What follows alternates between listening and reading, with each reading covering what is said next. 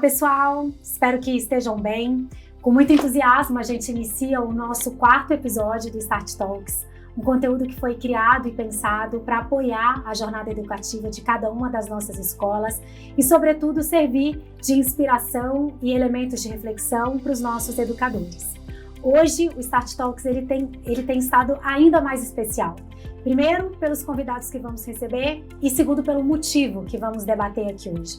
Nós sabemos que o uso ou a proibição do uso ou a restrição do uso dos celulares nas escolas é atualmente o assunto mais quente da sociedade, dado que não é um tema apenas educacional, é também de saúde pública. E para isso, nós convidamos 2 pessoas muito significativas no contexto da educação no Brasil. O Mário Ghil, que é um personagem aí super impactante nas nossas vidas e que muitos de vocês sempre me perguntam, pedem pela presença dele, e hoje ele está aqui com a gente. Mário Ghil, que é antes de tudo um professor, um grande educador, é conselheiro aqui na Somos Educação e é presidente do Alfabeto e também é membro da Abrasp, acho que preside a Abrasp, ele próprio conta para vocês essa jornada dele. E temos o Cláudio Falcão, conhecido também de muitos de vocês, um grande educador que está conosco há muitos anos, ajudando a construir o dia a dia aqui da companhia e que é líder de todos os selos que a gente tem em casa. Falcão e Mário Ghil, sejam muito bem-vindos e obrigada pela presença. Bem, obrigado, Ju, pelo convite, né? Super honrado estar aqui com você, super honrado estar do lado de uma entidade, né? Na verdade, é uma... Entidade parece que o sujeito morreu, né?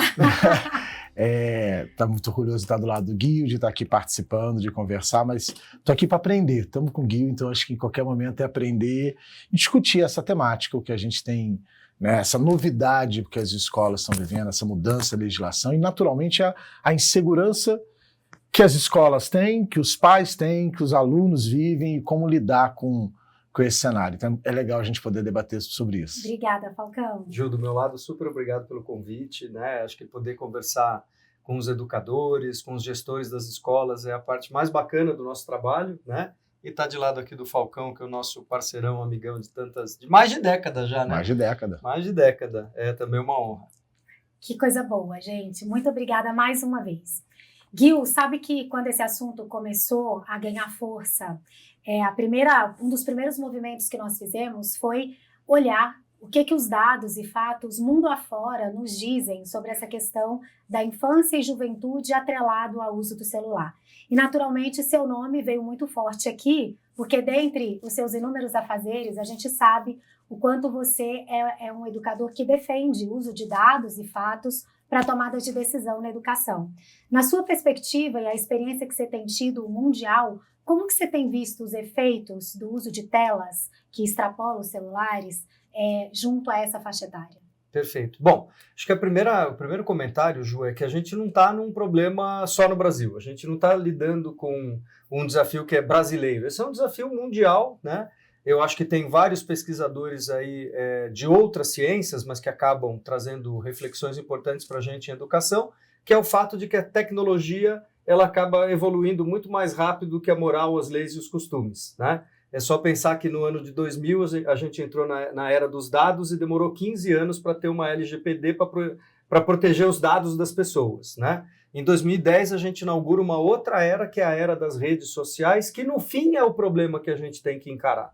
Né? A gente fala muito do celular, a gente fala muito da tela, mas de fato a epidemia que a gente está vivendo é o da conexão infinita das crianças e dos jovens com as redes sociais ou com as ferramentas de comunicação imediatas que obrigam eles a estarem hiperconectados o tempo todo. Né? Então, só pensar que o celular não é o culpado são as redes sociais, a nossa ainda falta de capacidade de regular esse sistema, né? E também, acho que um último ponto, antes de ouvir o Falcão, e a gente vai ter outras perguntas aqui para aprofundar, mas saber que entre os melhores neurocientistas do mundo, vários estão envolvidos em fazer com que as crianças e os jovens passem o maior tempo possível conectados com essas plataformas, com essas redes, né? Então, ao mesmo tempo de que a gente precisa dar um freio de arrumação na casa, a gente também precisa atrair os melhores neurocientistas do mundo para ajudarem a gente a desenhar como é que a escola vai ser mais interessante, como é que tudo aquilo que é pedagógico é mais interessante, né? Mas acho que a gente tem que fazer com serenidade. Eu já vinha falando há muito tempo que a sociedade é sempre pendular, né? Então a gente teve um momento de hiperimersão digital durante a pandemia, porque não tinha outro jeito, e que a sociedade pendula para o outro lado. Acho que a gente está vivendo esse outro lado, mas em breve a gente deve passar por um ponto de equilíbrio, né? E qual é esse ponto de equilíbrio? O que a gente aprendeu? O que a gente faz de novo? O que a gente não faz? Eu acho que a gente pode dizer que está vivendo a história, né, de construir esse momento, e daqui a 10, 15, 20 anos a gente vai lembrar e falar, poxa, a gente foi a geração que descobriu como botar né, as crianças, as redes, os celulares e tudo dentro de um jeito bacana de trabalhar. E é interessante, né, Falcão, isso que o Gil está trazendo, porque recentemente nós temos a BNCC reformulada, que nos regula e indica um caminho para a construção curricular, no qual, como educadores, temos que considerar a cultura digital como uma competência a ser desenvolvida. E eu imagino o seu desafio, gerindo aí um conjunto de selos que impactam mais de 5.000 escolas de modo direto, e se a gente pensar de modo indireto, são números ainda maiores. Como que você tem sentido a chegada dessa regulação nas escolas que nós atendemos? Acho que eu queria retomar um ponto que o Gil falou, que é um pouco da regulação, né? Quando a gente tem qualquer nova tecnologia ou novo movimento, né, a gente fala assim, cara, se eu crio uma regulação prévia, eu dificulto o avanço desse processo. Eu crio limitações, até porque eu não vivi, eu não sei na prática o que é essa tecnologia. Se eu demoro muito a regular, eu gero excessos de descontrole. Dito isso, a legislação, né, onde você coloca uma restrição, eu acho ela positiva. De fato, a necessidade de se repensar o uso do celular. Mas voltando dando um passo atrás, a gente fala de tecnologia em sala de aula, né? Esse é um passo que não tem como dar para trás, esse é um passo que não tem como recuar. O uso de tecnologia em sala de aula é, de fato, o que evolui no processo de ensino e aprendizagem, o que esse aluno consegue, 200 mil trabalhos, né, mostrando o quanto é positivo, o quanto ganha. Tem um passo que é um passo fundamental para as escolas, que é a produção de diagnóstico. Né, que a gente tem uma dificuldade, sempre foi uma dificuldade das escolas em conseguir criar diagnósticos, né, a partir de uma prova, de uma avaliação, de uma atividade, e essas tecnologias elas permitem não só melhorar o processo de aprendizagem, mas a construção de diagnósticos, e hoje, com a inteligência artificial, é mais do que diagnósticos, eu consigo usar esses diagnósticos e já propor planos de ação. Ou seja, como eu posso fazer isso? Como é que eu posso personalizar esses planos de ação? Porque no momento que eu tenho o aluno usando as tecnologias, né, eu consigo criar diagnósticos específicos para as necessidades daquele aluno, daquela realidade, criar planos específicos. Então, eu queria dizer que tecnologia, a gente não pode abrir mão da tecnologia em sala de aula. Isso não quer dizer que não precisamos a necessidade de regular o tempo de tela, é fato. A gente sabe que em faixas etárias, né, a gente precisa controlar o tempo de tela, a gente precisa ter certeza de que essa tecnologia está sendo usada em sala de aula para fins pedagógicos, onde tem uma intencionalidade da utilização dele, ele não está ali de forma divertida, simplesmente, ele pode até ter um papel lúdico, mas ele tem uma intencionalidade no processo. Eu acho que é um pouco a modulação disso que está acontecendo. A legislação está obrigando as escolas, os educadores, os professores, nós, a repensarmos um pouco como fazer com que essas tecnologias de fato sejam, por um lado, mais atrativas ao aluno, como você consiga limitar o tempo de tela, como você consegue usar essa tecnologia sem inibir todo o processo de relação pessoal, né, das competências socioemocionais que são necessárias, e ao mesmo tempo, o que você estava dizendo, educar esse pessoal para o mundo digital. A gente ele vai ter que lidar quando entrar no mercado de trabalho, muito antes disso. Né? Na sua formação, ele vai lidar com tecnologias. Né? Ele vai lidar com reuniões online, ele vai usar tecnologia, ele vai usar IA, ele vai usar isso. E eu preciso preparar ele para esse ambiente. Não só no uso propriamente dito da tecnologia, mas nas restrições éticas, de como eu posso usar, quais são as consequências do uso, questão do cyberbullying e outras que advêm, né, do uso das tecnologias. Então, no fundo, eu vejo positivamente a legislação, né, porque ela está nos fazendo repensar um momento que estava muito aberto e tinha que ser muito aberto por causa da pandemia. A gente precisava dar respostas rápidas, né, para aquele ambiente, aquele momento de exceção, mas eu preciso agora repensar e talvez ter um...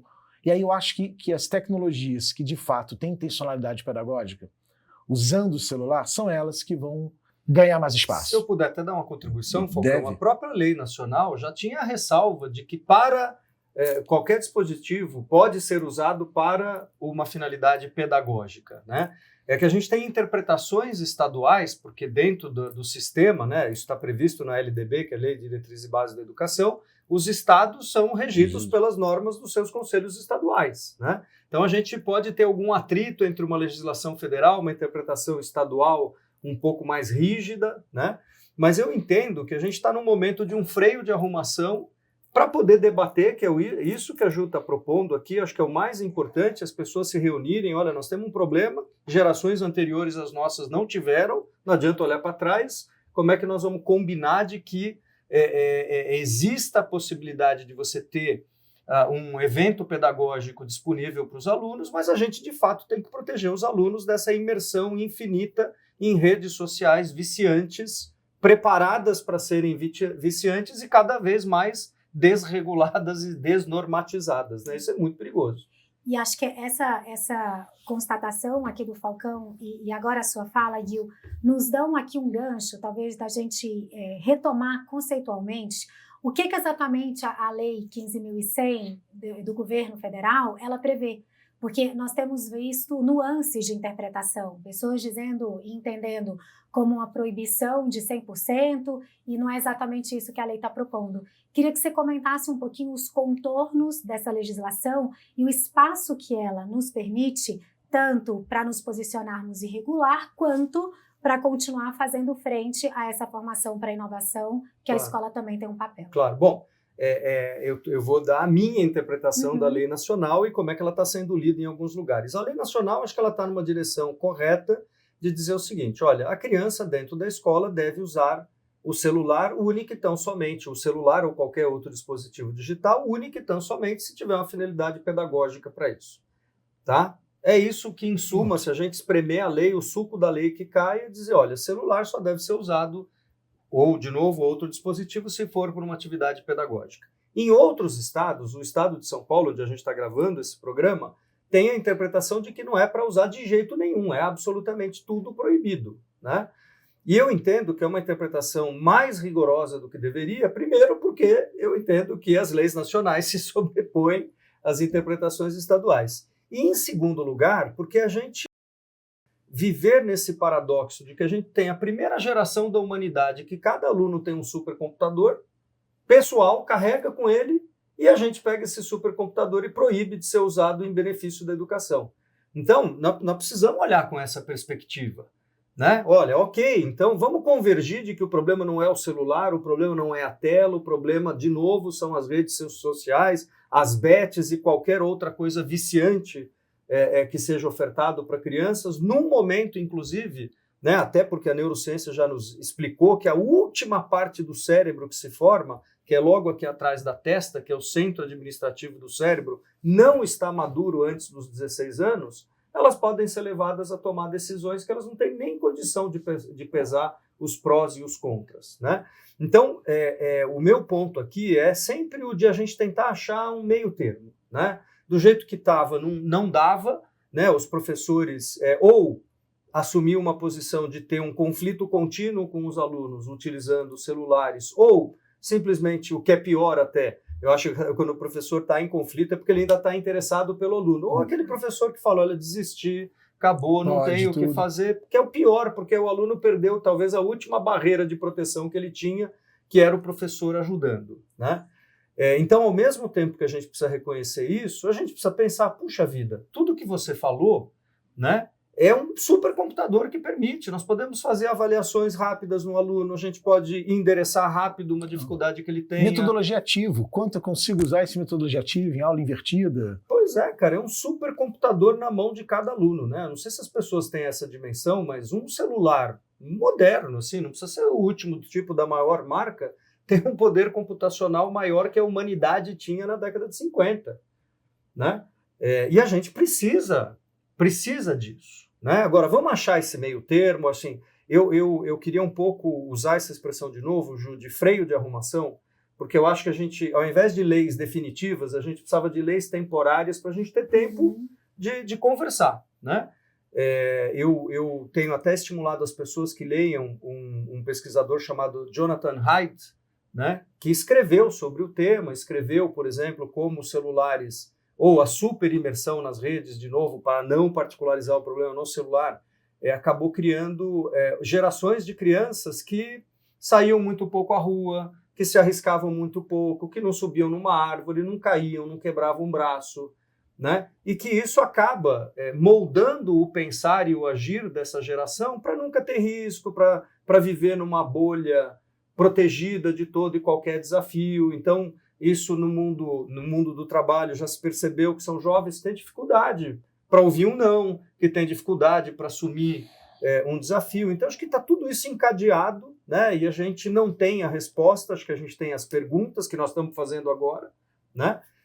E é isso, e vamos dialogar. Acho que todos os nossos antepassados tiveram seus momentos de, para tudo aqui, vamos descobrir o que a gente faz, né? Eu sempre que posso menciono, meu pai lutou a Segunda Guerra e aquela geração não sabia nem se ia ter mundo depois, porque parecia que ia acabar o mundo.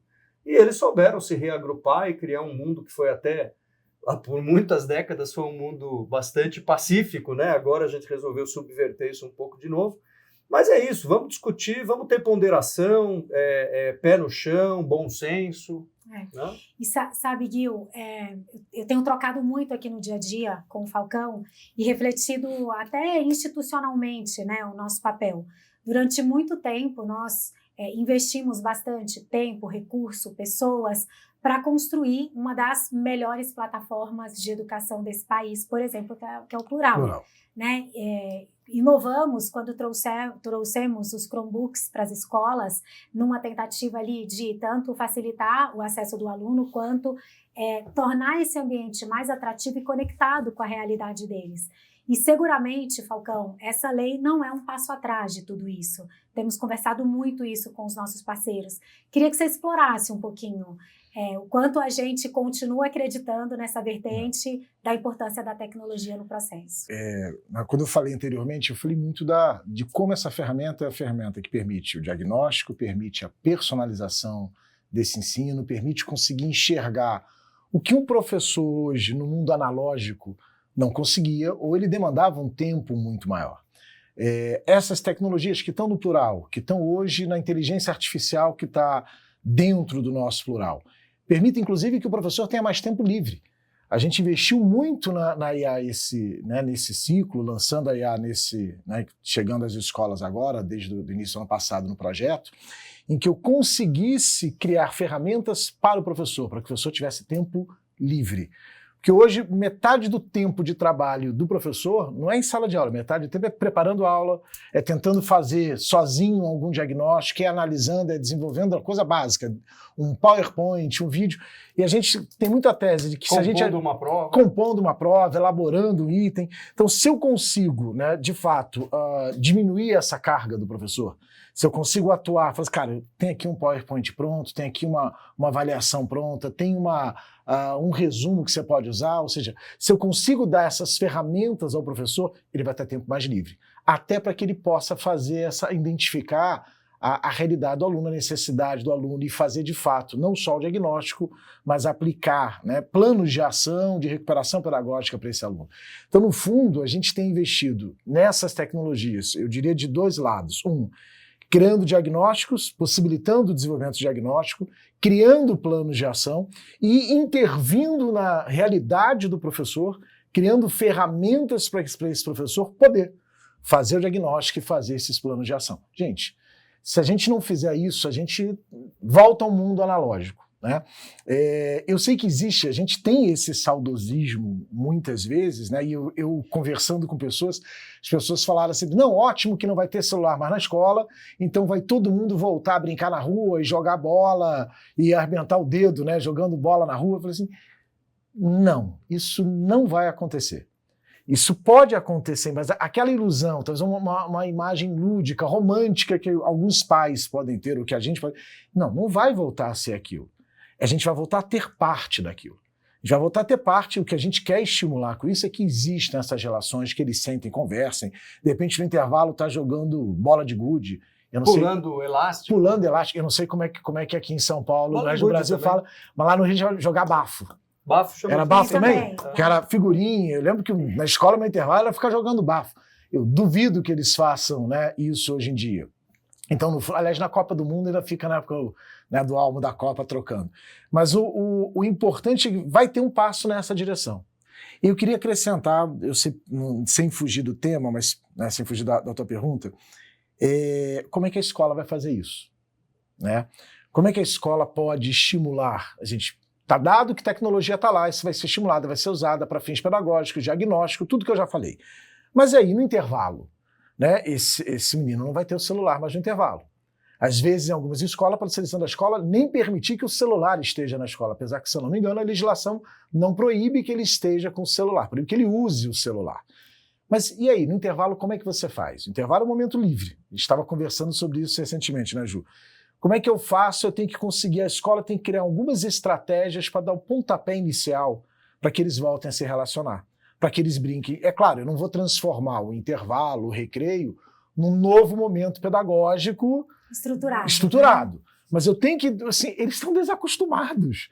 Eles estão desacostumados, assim, eu acho que certamente em algum momento, quem está vivendo isso, eles devem estar se olhando assim, o que a gente faz agora?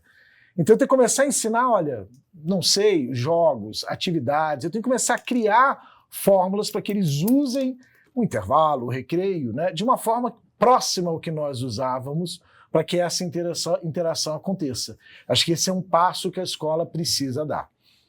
Mas esse passo só vai ser dado, né, se o pai estiver nesse jogo. E aí a gente fala de controle de tela, não adianta passar nós, escola, temos essa responsabilidade também, mas não é só nossa. Certeza. A responsabilidade de toda essa mudança, ela parte do pai.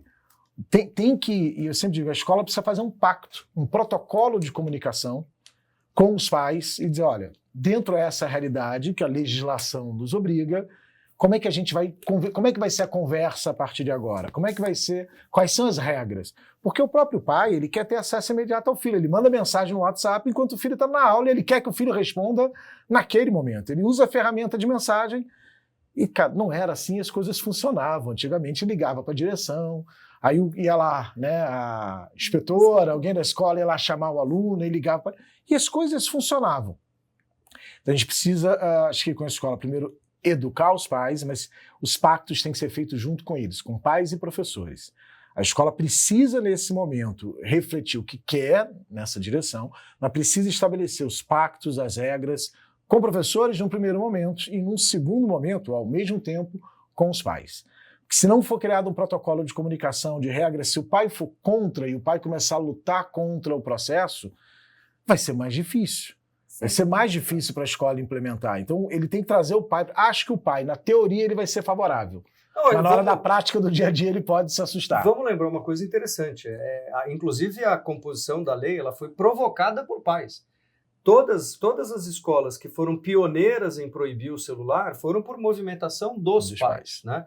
Agora, acho que vale a gente comentar que isso atende um desejo dos pais, que é tudo isso que a gente já discutiu, não vamos trazer de novo, mas o fato é que tirar o celular não é uma bala de prata que vai resolver todos os outros problemas. Perfeito. Da falta de diálogo, da falta de maturidade emocional, né, de a gente ter uma sociedade que em muitos aspectos ela está quebrada socialmente, socioemocionalmente em muitas dimensões. Né? Então aí a gente culpa o celular, bom, agora a gente elimina esse fator e pronto, e os pais e os filhos vão voltar a conversar, a propósito, eu sempre acho que as pessoas se referem ao passado com saudosismo daquilo que nunca existiu, né? As pessoas falam, eu entrei na escola no começo da década de 70, Ju, e eu ouço pessoas falando, na década de... Gente, eu tive colega com poliomielite.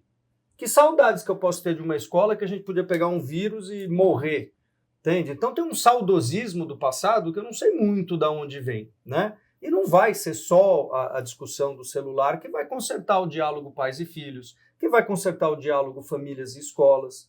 Quantas famílias eu vejo, por exemplo, que trazem para a escola uma pressão que não tem nada a ver com o celular, que é a da hiperproteção do filho. Né? Olha, o meu filho tem que ser um ser que vive em estado de graça eternamente. Não é assim a vida.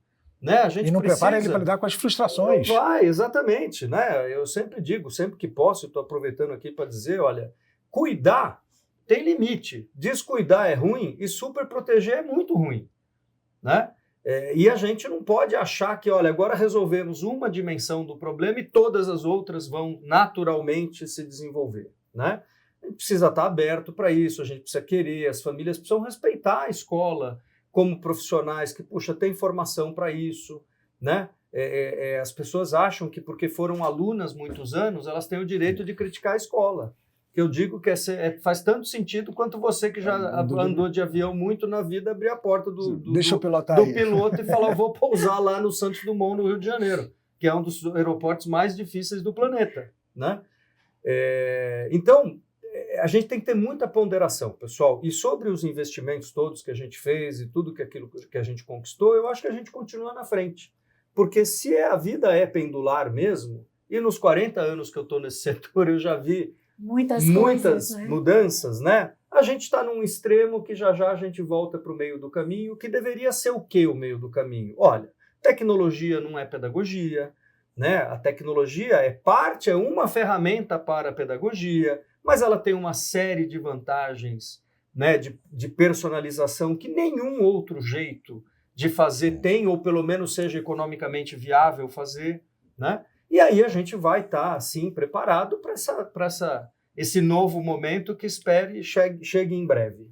Excelente, Gil. Tem uma questão que também você foi uma voz muito forte durante todo esse tempo e continua sendo, que é qual é o real papel da escola nessa perspectiva de formar o cidadão do século XXI. E a gente preserva muito essa escola que tem um rigor de conteúdo acadêmico, que tem bem estruturado o conhecimento, que a gente acredita que o conhecimento nunca deixará de ser um caminho para se chegar onde se deseja. Mas você também tem trazido sempre essa perspectiva da saúde mental. E eu queria que você comentasse um pouco da importância de, para além do ganho com a implementação de uma lei que regula essa questão do uso de alguns recursos, o quanto em paralelo a gente deveria vir com algo também muito estruturado, cada vez mais estruturado, com relação à saúde mental da nossa comunidade, que não se restringe a alunos. Claro. Eu acho que no fim, o celular é uma bala de prata que a gente escolheu para tentar resolver o problema que você acabou de trazer, né? Eu penso que a gente não deve ter medo de falar sobre o assunto, né? Eu sou de uma geração, há tantos anos nesse setor, que se a gente ouvisse dizer que um professor tinha depressão ou que alguém estava enfrentando um desafio psicológico, era quase motivo de chacota, né? Juliana está com depressão, poxa, essa aí não quer trabalhar mesmo, hein, Falcão? Poxa, tem que ir lá lavar um tanque de roupa para passar a depressão. Isso era uma frase misógina, mas é usada, né? E com alguma frequência. Então, sim, a gente tem um problema de saúde mental ligado ao mundo da educação, porque a escola acaba virando o para-raio de um monte de outras coisas, né? Se alguém tem dúvida, olha o grupo de WhatsApp das mães, né? Aliás, tenho brincado entre amigos que você quer fazer o ambiente escolar ficar mais saudável, tira o WhatsApp, tira o celular das mães. É verdade. Né? Porque aí a escola vai ter uma relação menos conflituosa no dia a dia, né? Então, posto isso, falar a respeito é importante, entender que isso tem impactos no aprendizado, na assiduidade dos professores, né? Eu li há não muito tempo um dado sobre o estado de São Paulo. O estado de São Paulo, que tem mais ou menos 200 mil professores, tem 12 mil professores afastados por diagnóstico de doenças mentais. Gente, é 6% da força de trabalho dos professores do estado de São Paulo. Então, essa é uma realidade, né? Agora, como fazer? Puxa, como a gente faz qualquer outra coisa. Vamos buscar especialistas, vamos buscar orientação. A importância de a gente valorizar programas socioemocionais dentro do currículo reside aí. Entende? Você quer prever ou prevenir que esses problemas possam estourar no futuro? Quanto antes a gente começar estruturadamente a tratar dos temas socioemocionais, tanto antes a gente vai colher os frutos, né? Ter uma relação com as famílias, isso é fácil de falar e nunca é muito fácil de fazer, né, ali no chão da sala de aula. Quer dizer, famílias, há limites. Você já fez uma escolha quando você me escolheu, agora não queira que eu faça, eu, escola, né? Eu mude o meu jeito de ser toda vez que você queira, né? E isso, pessoal, inclusive, faz com que a escola deixe ele ter uma cara. Se a escola deixa ele ter uma cara, ela fica amorfa, ela já não consegue mais se diferenciar das demais escolas, né? Então, essa é uma sugestão importante. Olha, família ou escolas, tem que dialogar com a família, tem que ouvir, tem que fazer uma escuta ativa, tem que perceber se de fato tem problemas que a escola tem e que precisam ser resolvidos, mas também as famílias precisam entender que fizeram uma escolha, adotaram um projeto pedagógico, adotaram um espaço físico, um conjunto de pessoas que tem lá dentro e que as regras são claras e combinadas, né? A escola não é um ambiente que pode mudar o jeito de ser frequentemente. É ruim para todo mundo, mas é principalmente para a escola. Perfeito, Gil. Muito bom. Falcão, acho que a gente está chegando aqui ao final desse bate-papo e eu queria explorar com você um pouquinho dos maiores desafios que você tem visto as escolas enfrentarem na implementação dessa nova realidade que a legislação nos impõe. Eu acho que o que a escola vive hoje, os desafios que estão aparecendo, eu acabei comentando um pouco. Acho que primeiro é o que eu falei sobre a comunicação com os pais. Se eu não trouxer ele para o jogo, vai ser mais difícil, né? Se eu não criar em relação ao aluno, a proibição do celular não pode ser visto como algo, a limitação do celular não pode ser visto como algo punitivo.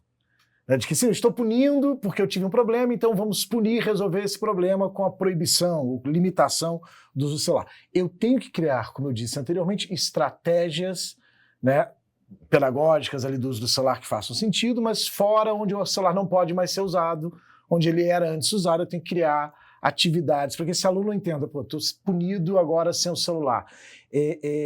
Temos uma geração que é imediatista, temos uma geração que busca uma satisfação, né, imediata. Então, você pega as redes sociais. Dopamina. Foi o que os neurocientistas envolvidos com as redes sociais provocaram. A estratégia foi essa, gerar essa. Então, eu vou gerar uma abstinência disso. Ele vai precisar, então assim, cara, e como não fazer isso de forma sofrida? Eu preciso ter atividades para que ele entenda o momento do celular pedagógico e atividades na escola para isso. Eu queria comentar, então, acho que os desafios são esses, de comunicação com os pais, estabelecer os protocolos exatos. Como o Gil falou, a escola é sua, você é o dono da escola, você determina o limite, mas você precisa ouvir, ou precisa comunicar bem para os seus pais, para os seus professores, para quais são os limites, quais são as regras que você quer estabelecer e como a coisa vai funcionar. Mas eu queria falar um pouco do que o Gil estava comentando sobre a questão emocional, socioemocional. A gente tende a trabalhar, às vezes, vamos trabalhar com socioemocional e tem diversos projetos com os alunos. Mas não pode ser só os alunos. Eu tenho que, de fato, trabalhar com professores. Não adianta eu ter um projeto socioemocional onde, olha, eu crio atividades socioemocionais para os alunos, onde eles vão se entender, onde eles vão se comunicar. Se a escola não incorpora nisso na sua relação com os seus membros, com a comunidade escolar. Então, escola, ela precisa, de fato, introjetar, seja lá qual projeto socioemocional ela estiver usando, ela precisa botar isso em prática dentro das suas políticas, das suas relações. E a mesma coisa, qualquer ação socioemocional ela só vai ter efeito duradouro se eu trabalhar a comunidade escolar, se eu trabalhar o aluno e se eu trabalhar os pais. Se eu não conseguir chegar, se o projeto de saúde mental, socioemocional, ele não chegar até os pais, a gente vai continuar fracassando. A gente vai continuar a ter muitas dificuldades. Eu acho que as dificuldades, nesse momento, estão nessas vertentes. Você tem toda a razão. E a gente já tem alguns relatos e dados que apontam para evidências dessa abstinência que os alunos sofrem, né, à medida que tem essa mudança. E eu sei, Gil, que uma das suas principais atribuições na vida, né, que vai de um executivo C-level aí que a gente tem no país e começou sua trajetória em sala de aula, é essa sua atribuição de professor. E apelando um pouquinho para esse seu lugar de fala de professor, como que você lidaria com todo esse processo com os alunos? Porque eu suponho que a dinâmica da sala de aula ela não está exatamente nas condições normais de temperatura e pressão com a mudança dessa envergadura. Como professor, que habilidades você evocaria para lidar com essa situação nesse microcosmo que é a sala de aula? Muito legal. Bom, eu acho que talvez a minha resposta nunca fosse diferente de qualquer outro momento, Ju, tá? Eu acho que, essencialmente, o que o professor tem que buscar com o aluno é a conexão, né? O professor, quando se conecta com o aluno, a partir daí tudo acontece. O professor que não se conecta com o aluno, você pode vir com regra, lei, norma, punição, não vai adiantar nada, né? Como que um professor se conecta com o aluno? Criando exemplos interessantes daquilo que a sua disciplina permite, né? O mais importante de preparar uma aula é buscar essa conexão. Olha, estes jovens aqui se interessariam por qual tema que me permitiria começar a aula, né? Eu passei, como vocês, muitas, sei lá quantas milhares de horas da minha vida preparando aula. Mas a minha única preocupação não estava no exercício número 32 da tarefa de casa. A minha preocupação estava como é que eu me conecto com esses alunos. Porque depois que eu me conectar com eles, aí a gente está junto. Aí eles vão me ouvir, eu vou ouvi-los, né? Não se conectar com o aluno, pessoal, é igual você ter duas rádios tocando em frequências diferentes. Assim, nunca vão entrar em fase, né? Neste aspecto, talvez a gente tenha um momento até positivo, né? Porque, poxa, já que o aluno ele vai ter essa abstinência de dopamina, né, proporcionada pelas redes sociais, pela hiperconexão, poxa, os professores podiam trazer exemplos interessantes, assim, ter um pouco menos de preocupação exatamente com proceder a todas as informações da aula, porque se você não estiver conectado com o seu aluno, todo o resto não vai acontecer, né? Uma vez eu tive a oportunidade, Ju, de dar uma palestra para a família Marinho, né, dos fundadores da Globo. E aí queriam saber um pouco de mim e tal. Eu falei, olha, pessoal, antes eu vou dizer que eu devo a vocês aqui duas coisas. A primeira coisa é que quando eu comecei a dar aula, um dos poucos lugares que eu podia buscar exemplos interessantes para usar na minha aula eram nos telecursos. Verdade. Os telecursos eram muito bem feitos, né? Então eu assistia o telecurso para usar, puxa, ó, que ideia legal, vou usar na próxima aula. Para quê? Para me conectar com os meus alunos. Aí a segunda coisa que eu comentei com eles foi que todo ano eles inventavam um jornal novo e o telecurso era mais cedo. Então eu acabo até hoje acordando todo dia de madrugada. Ajudou a te disciplinar. Porque eu acabei viciando acordar naquele horário pelos telecursos. Mas esse é um exemplo, assim, quando chegou o Discovery Channel no Brasil, eu acho que fui um dos primeiros a assinar. Mas porque eu queria, em cada um dos programinhas que eu assistia, eu falava, cara, que legal, isso aqui eu vou usar naquela aula, olha isso aqui que bacana para me conectar com aquele outro assunto, entendeu? Então, professores, sem conexão não há mensagem. Preocupe-se menos com a mensagem, preocupe-se muito com a conexão. Uau! Falcão, depois disso é até difícil, né? Não tenho o que falar. Assim, porque, veja, de tudo que a gente conversou aqui, acho que o Gil conseguiu nos lembrar qual é o core de uma sala de aula, que é estabelecer... Juliana, você pode fazer do comecinho de novo, da volta? Posso. Porque deu uma interferência no microfone de novo. Gente, tá no meio do negócio. Pronto? Pronto, quando quiser. Falcão, acho que depois dessa consistente fala aqui do Gil, é até difícil a gente elaborar qualquer outra perspectiva, né? Porque ele conseguiu, numa fala, sintetizar muito do que é o nosso core ali na escola, que é estabelecer esse vínculo com os nossos alunos e fazer disso um espaço de verdadeira transformação. Estamos finalizando o nosso bate-papo e eu queria pedir que cada um de vocês pudesse fazer as suas considerações finais, abordando eventuais temas que, por alguma razão, a gente não trouxe ainda. Ou reforçando as suas mensagens. Eu acho que eu queria dizer, na verdade, para todas as escolas, do time Start, da família Start, dizer, olha, contem conosco, né? Contem com a Ju, contem com a experiência da Somos, contem com todo o time Somos para apoiar nessas discussões. Temos o time de assessoria, temos os especialistas, temos os diversos selos. Então, assim, sentir uma dificuldade, quer um processo, quer que a gente ajude a intervir numa palestra, numa conversa com os pais.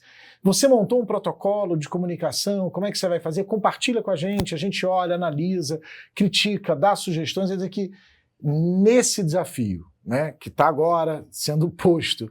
E para todos os demais, cara, vocês têm a Somos, vocês têm a equipe do Start. Então, assim, dizer que vocês não estão sozinhos. Essa acho que é a grande vantagem de estar com a Somos, fazendo parte do Start. Acho que a proximidade é ainda maior do que uma escola, né, que não faz parte ou por enquanto, né, ainda não faz parte da família Start. É dizer para vocês, cara, estamos juntos. A gente consegue dar todo o apoio para vocês e nos solicitem, né? Procurem a Ju, procurem a gente, para a gente ajudar vocês e pensar juntos, aprender com vocês e conseguir, né, dar um caminho. Eu acho que eu queria dar o recado final a esse. A gente constrói junto. Ó, do meu lado, eu queria primeiro fazer uma sugestão interessante para as pessoas. A gente tem um jornal aqui em São Paulo chamado Estado de São Paulo, Estadão, que ele tem todas as edições do jornal digitalizadas dos últimos 150 anos, tá? E eu acho muito divertido, porque eu volto a essas edições para ver quando outras gerações antes das nossas tiveram os seus perrengues, né? É muito divertido quando vocês virem lá no Estadão, não vou lembrar exatamente a época que eu consultei, mas o tema da calculadora em sala de aula gerou essa mesma polêmica. Verdade. Né? As calculadoras chegaram na sala de aula, aí eu falei, puxa, né, a calculadora. Aí eu voltei mais algumas décadas atrás, a régua de cálculo, que grande parte das pessoas aqui nem tem ideia do que seja, mas era uma forma de você fazer cálculos a partir de uma régua que tinha escalas e tal. A régua de cálculo provocou exatamente a mesma celeuma, né? Então isso me dá confiança de dizer para vocês, pessoal, olha, estamos aprendendo, nós também estamos aprendendo, estamos vivendo, já já a gente acha soluções para isso e a gente segue avante, tá? Agora, ao ouvir, eu aprendi na vida que a gente pode ouvir sempre dois tipos de pessoas, as pessoas que trazem calor e as pessoas que trazem luz para as coisas. Busquem o segundo tipo de pessoas que vocês certamente vão se dar muito melhor, né? Tem muita gente que nesses momentos mais difíceis trazem calor, trazem a crítica, né? Então é aquele negócio, você já tem ali um incêndio, você vai e joga um pouquinho de gasolina em cima, e tem muita gente que vive disso. Como tem muita gente boa tentando trazer luz, tentando trazer serenidade, tentando trazer ponderação. Acho sim que a Somos é um enorme...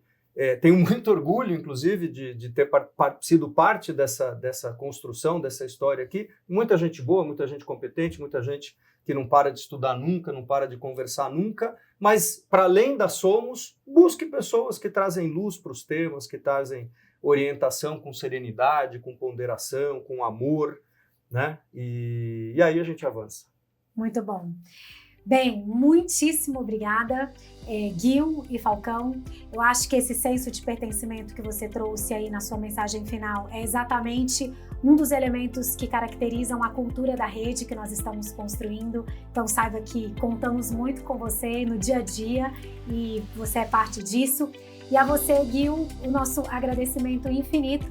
E acho que você se define aqui, quando você traz, procurem pessoas que são luz. Eu acho que é isso que você traz cada vez que você chega aqui e abre e consiste e fundamenta as nossas discussões.